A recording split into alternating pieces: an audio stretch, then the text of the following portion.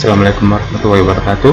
Kali ini saya akan jelaskan tentang gugus fungsi senyawa karbon alkohol bagian keempat, yaitu sifat fisis dan kimia dari alkohol. Baik, beberapa sifat fisik dari alkohol. Yang pertama adalah titik didih. Alkohol itu berwujud cair dengan titik didih lebih tinggi daripada alkana dengan berat molekul yang sama. Artinya kalau kita bandingkan alkohol dengan jumlah atom C yang sama dengan alkana, maka titik didih alkohol itu lebih tinggi karena alkohol ini memiliki yang namanya ikatan hidrogen. Yang kedua adalah kelarutan. Alkohol rantai pendek itu mudah larut dalam air, dan jika dilarutkan dalam air akan mengalami penyusutan.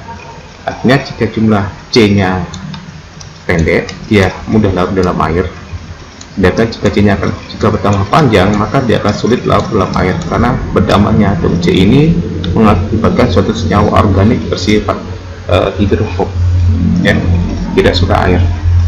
Dan alkohol ini jika dimasukkan ke dalam air akan mengalami penyusutan. Artinya kalau saya punya air 10 ml ditambah dengan alkohol 40 ml, bukan berarti larutannya nanti alkohol 50 ml, tapi di situ nanti ada penyusutan atau anomali karena beberapa molekul alkohol akan terjebak di dalam air, kristal air.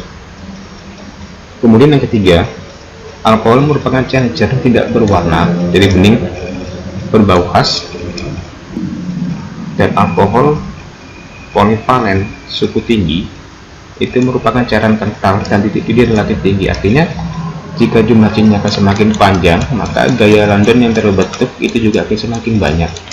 Karena gaya Londonnya semakin banyak, ikatannya semakin kuat, yang menyebabkan yang pertama titik didihnya akan tinggi, kemudian kekentalannya akan semakin tinggi atau semakin kental.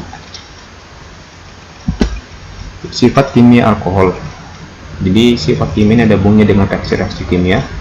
Jika alkohol direaksikan dengan natrium, maka terbentuk nanti yang namanya hidrogen, gas hidrogen dengan sama reaksi seperti ini. Terjadi reaksi substitusi pergantian atom H dengan atom Na. Yang pertama. Kemudian dehidrasi alkohol. Artinya alkohol ini akan mengeluarkan air, ya.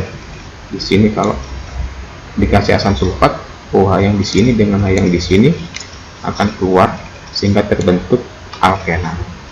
Nah, reaksi ini juga disebut sebagai reaksi eliminasi karena terbentuknya ikatan rangka.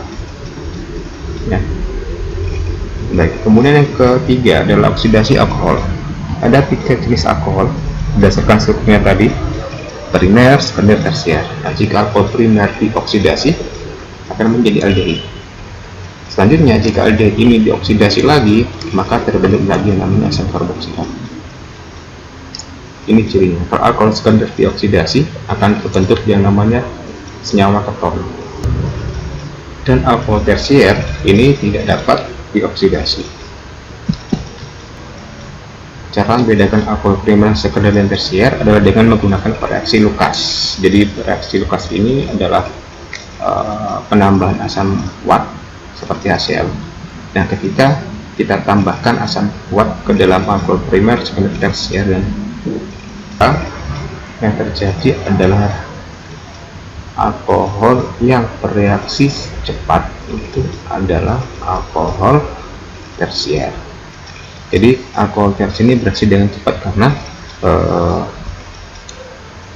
atom C yang ada di sini, ya, kalau kita perhatikan awan-awan elektronnya dari pendorong elektron di sini, ini yang menyebabkan gugus OH-nya mudah lepas. Karena mudah lepas, maka dia lebih reaktif, bisa digantikan dengan gugus lain. Sedangkan yang di sini ikatannya lebih kuat, ya, lebih kuat sehingga sulit tergantikan.